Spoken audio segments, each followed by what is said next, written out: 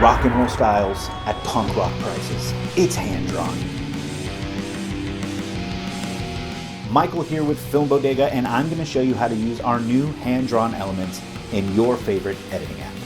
Let's hop in. Alright, here we are in Final Cut. I just dragged all of the files straight in, so I have all of my folders with our elements, so you can see I've got my symbols and letters, but you can't see anything. That's because we need to change our background. So go to Final Cut, Preferences, and under Playback, I want you to go to Player Background, and we want to change that to Checkerboard.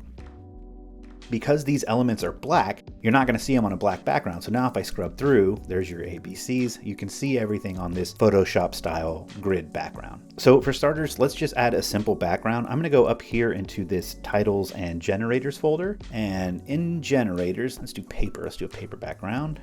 And get familiar with the Colorize tool. We're going to use this a lot. So I'm just going to change the color of this paper. Let's say green. Bump your intensity up. And let's just kind of find a color we like. There we go. And let's crush our blacks back to black. Perfect.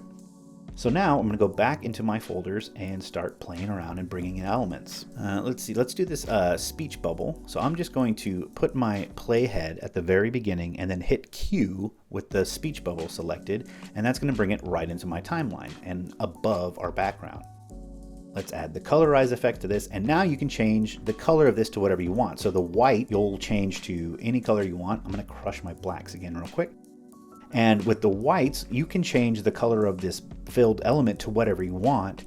Let's do like a purple, maybe a little darker. Play with it here. That looks good. And you can now play with the scale and adjust everything. And then you can also just adjust the X or Y scale to make it wider or taller and really get a custom look that, looks really good for what you're trying to do. Cool. Now let's get into the fun stuff. Letters. So here's a trick that I like to use. I'm going to think of my word first. And in this case, I'm just going to use my name. Let's do Mike. So I'm going to find the lettering that I want. Let's do uppercase scribbles. And I'm going to do the same thing. I'm going to put my playhead at the beginning. I'm going to hover over each letter and hit Q, and that's just going to bring them in one at a time. Hover up to the E, hit Q, there we go. Now, I want to select all the letters in my word and create a compound clip. Right click, new compound clip. Let's just call this Mike. This puts all of my letters of the word in one timeline, so now I can adjust them all together. So if I hop in here, let's just move the M over, and let's move the I over left a little bit. And let's move this K back down to the right, and let's move the E.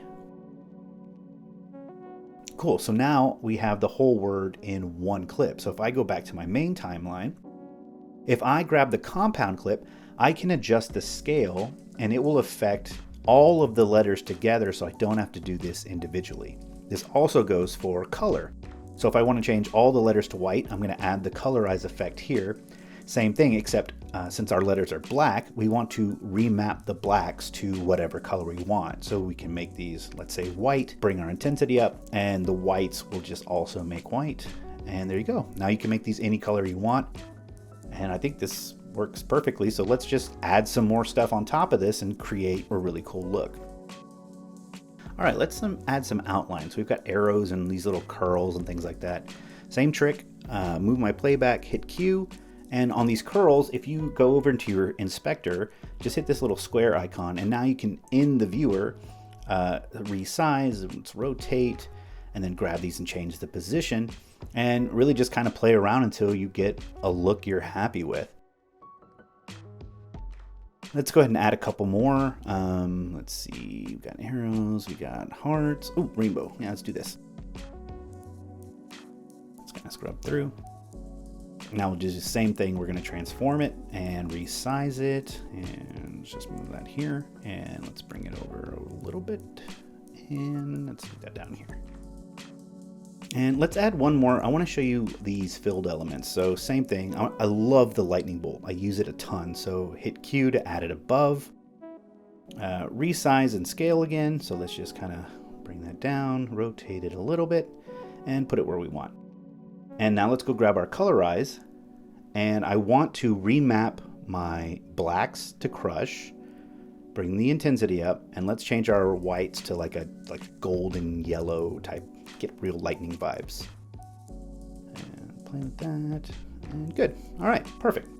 Let's do one more of these filled elements. Let's do a crown. Now, if you watch the After Effects tutorial, you saw Todd spell his name out, but I'm gonna claim the crown here. And so I'm gonna bring my crown in here, I'm gonna adjust it. You can mess with the Y and X axis and kind of resize this, and then we'll colorize it. And let's play with this, we'll match this color, and intensity up. And you could also copy and paste these attributes, but I'm just doing it this way.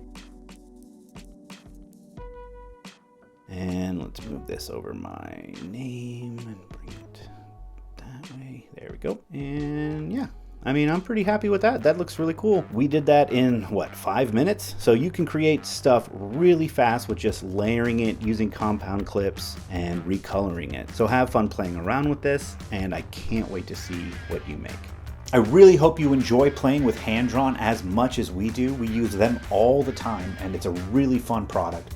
I hope it's helpful, I hope it makes your life a little easier, and I want to see what you make with it, so be sure to share it with us on social at Film Bodega, and we'll see you guys in another video.